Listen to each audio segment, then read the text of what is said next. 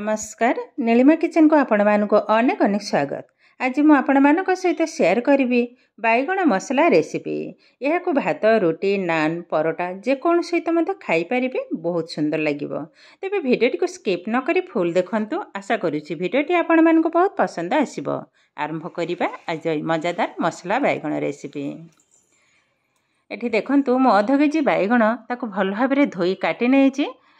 बैगणटा एई जो ऊपर साइडटा को मु टिके टिके चारि फाळ कर मु काटी नेछि। डेम्पोटा किंतु अछि देखंतु। आ ये तरकारी पई एई भले भाबरे कसी बैगण हेले भल लागिबो। एबे गोटे बड़ जागा रे बैगण को ढाली नबा।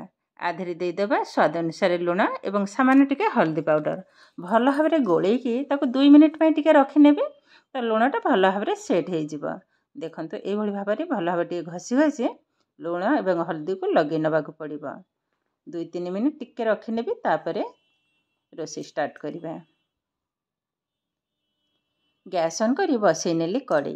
कड़ईटा भल भाबरे तातिला परे आधारे दे देबा 4 ରୁ 5 टेबल स्पून रिफाइन ऑयल। तेलटा भल भाबरे गरम होला परे ही बैगण जाक भाजी नबा। ए बैगण को छाणी की तरकारी कले भल लागिबो। जेहेतु अल्प तेल रे आज रोसी करिबे तो बैगणटा को एई भली भाबरे भाजी नबा। कवर कर नेबी। मझिरे मझिरे खोली की ताको पुणी गोळेई नेबी। देखंतु गोळेई नउची टिके। जल्दी किंतु हे जिवो, बेसी टाइम लागिबोनी। टिके उल्टे नबा भल भाबरे। पुणिया को कवर कर नेबी। बैगणटा एपटे बसी थाओ। मसला गोटे रेडी कर नेबी। मिक्सिंग जार रे 6 ରୁ 7टा काजू को दे देबा। छोट खंडे अदा, गोटे कंचा लंका एवं गोटे बिलाती अल्प पानी साहाय्य रे यह को एकदम चिकन भाबरे बाटी नबा। देखंतु मसलाटा को मध्य मु बाटी नेछि। एबे यह को साइड कर नबा। आउ एक गिना नेली। आधरे दे देबा 2 टेबल स्पून दही, गोटे टेबल स्पून बेसन। एबे भल भाबरे दही बेसनटा को मिसे नबा। अल्प टिके पानी पके नेबे आग गोळेई सारे। आ ए बेसन जदि दही रे पकेबे तरकारी रे पकेले आ दहीटा छेना बनिबनी। देखंतु अल्प टिके पानी पके नेबे। जस्ट सामान्य टिके भल भाबरे गोळेई नबा। यह को साइड कर नबा। एबे बैगणटा को आउ थरे खोली नउची। ए किंतु ऑलरेडी सिझी हे गलानी। जस्ट आउ टिके हबो। जेहेतु एकदम कसी अछि बैगण आउ बारी बैगण जानि परथे। बाजार रो हेले कोन हैला से बाजार जिनिस से सुखिला पड़े, किंतु बारी रो जिनिस एकदम ताजा ताटका परिबा जल्दी किंतु हे जिवो। देखंतु बैगण ऑलरेडी सिझी हे गलानी। आउ अल्प समय टिके भाजी नेबे। टिके पोड़ा पोड़ा टाइप रो हबो। हल्का टिके एकदम पोड़िले भी भल लागिबनी। देखंतु आरी भीतर हे गलानी। बाहर करी आनिबे। सेई तेल रे दे देबा गोटे सुखिला लंका, गोटे तेजपत्र, 5 फुटण, सामान्य टिके हेंगो। एबे फुटणटा को भल भाबरे भाजी नबा। गोटे सुंदर बास्ना आसिलानी। एबे बाटी के रखिथिबा मसला को दे देबे। जोरा टमाटो काजू अदा एवं कंचा लंका पेस्ट करथिले ताको पके नेले।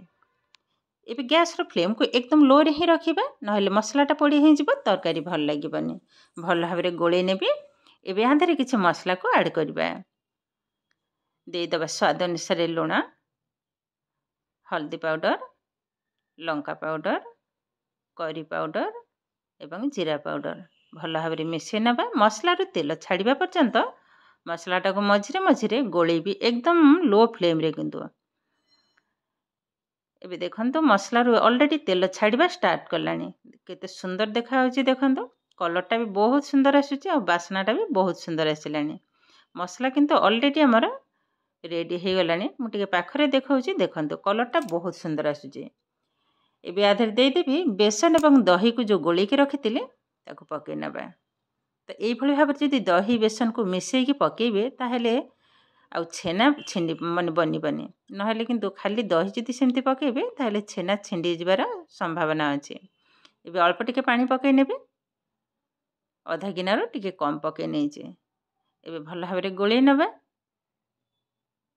यह को मध मसला रो तेल छाड़िबा पर्यंत पुणी टिके समय अपेक्षा करिबा। एबे देखंतु मसलाटा भी धीरे धीरे बहले हे गलानी। आ आस्ते आस्ते भी तेल छाड़िबा स्टार्ट करलानी। आउ टिके हबा मसला एबे भी हेनी। देखंतु एबे किंतु तेल छाड़िबा स्टार्ट करलानी।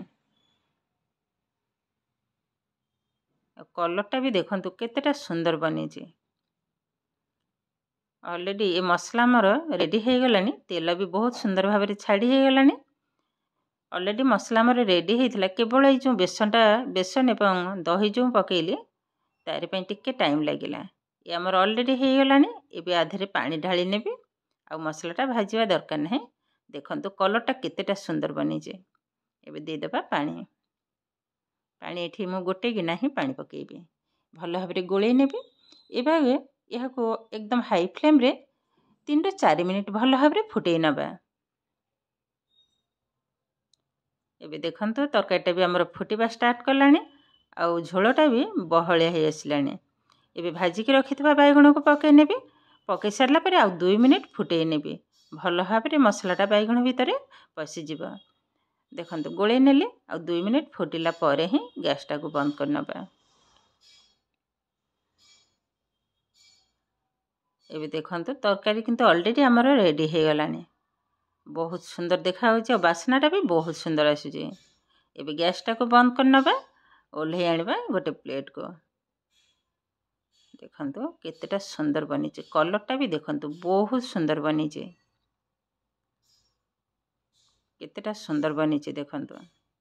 यह को भात रुटी नान परोटा जेकों सहित मध्य खाई परिबे। विशेषकर गरम भात रे खाइबा को बहुत सुंदर लगे। केवल यही मसला बैगण जदि हम ताहले आउ किछि भी आइटम लागिबनी। आ केतेटा सुंदर बनीची। मु टिके पाखरे देखाउची। आ मसला जो सरी तार ग्रेवीटा भी देखाउची। देखंतु बैगणटा केतेटा सुंदर बनीची। एकदम सॉफ्ट बनीची। आ ग्रेवीटा भी देखंतु बहुत सुंदर बनीची। तो ये किंतु आमर प्रस्तुत हो गला आजिर मसला बैगण रेसिपी। आजिर भिडियोटी आपण मानकु केमिति लागिला कमेंट करबा को जमा भी भूलिबेनी। आउ जदि भिडियोटी भल लागे लाइक करिवे, शेयर करिवे, सब्सक्राइब करिवे। एमिति आउरी नुआ नुआ भिडियोर नोटिफिकेशन पाइबा पई पाखरे थिबा बेल आइकन को क्लिक करिवे। फेसबुक पेज रे देखुथिले पेजटी को निश्चय फॉलो करिवे। ताहेले आज पई रहउची। पुणी देखा हबा आउ एक नुआ भिडियो रे। नमस्कार।